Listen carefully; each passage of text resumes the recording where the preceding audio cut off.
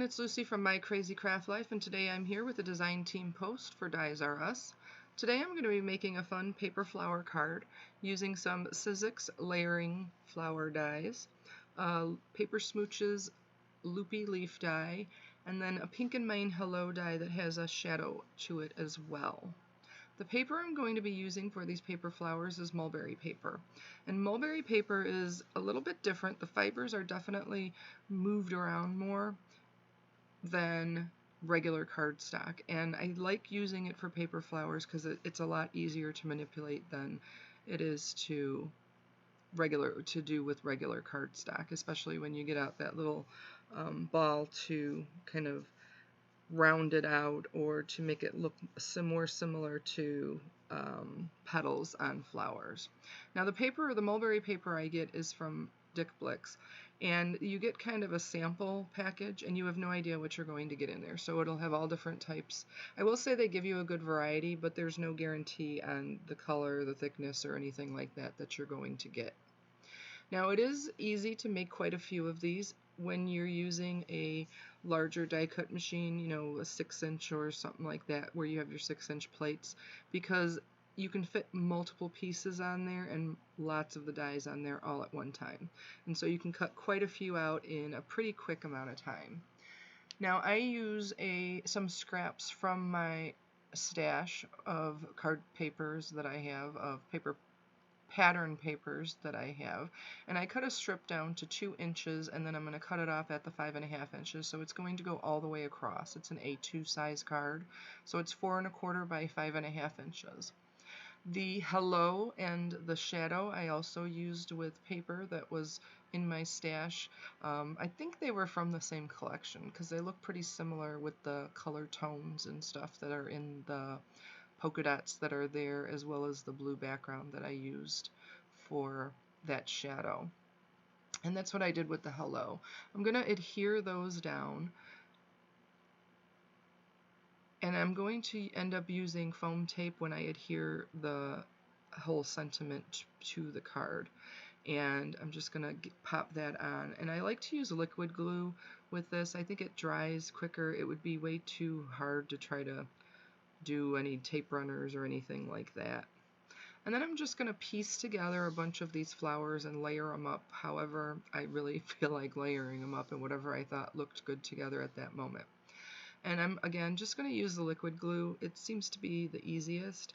Then I'm going to get my foam and I can't even think of what the silver ball thing is called, but it almost looks like a ball bearing on a stick, and I just use that to go around the paper, and it gives it more of a flower shape, and it's going to put it in those shapes and kind of round it out some.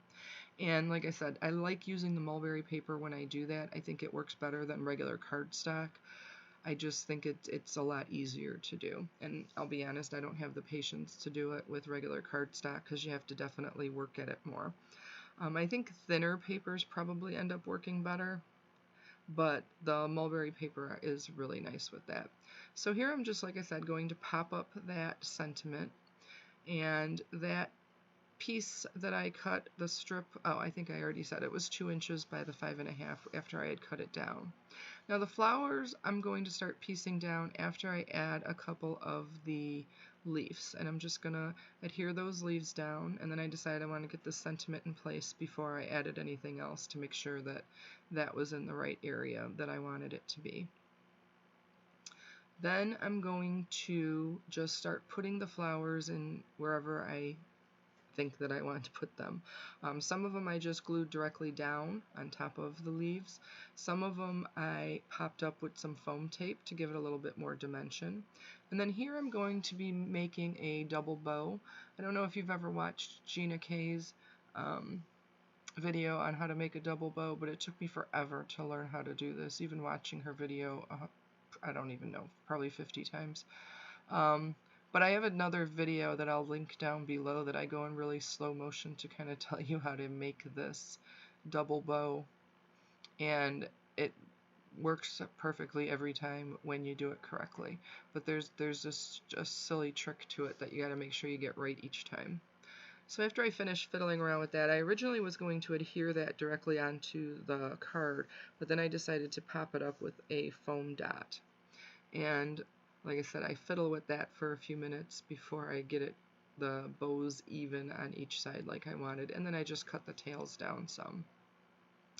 So once I get all of my paper flowers in order on where I want them to go and how I want them placed, I'm going to get some Bow Bunny emerald bling that they have. I'm not sure what it's called, but it's rhinestones that I'm going to end up popping in the centers of all of those flowers, and then I'm going to end up popping one onto that bow as well, and just to give it a little bit more dimension, even more than what it already is, and it just kind of makes a cute little bouquet of flowers that you're going to be able to give to someone with a, I don't know, I just think it's nice and cheery and hello, and I liked it. So that is pretty much it for this card. I hope you enjoyed the video. Be sure to head over to Dies R Us to check out all of their fantastic deals on the dies that they have, as well as I'll be linking some dies down here that will work perfectly for this type of card. And that is it. So I hope everybody has a great day. I hope you're staying healthy. Take care, and see you next time.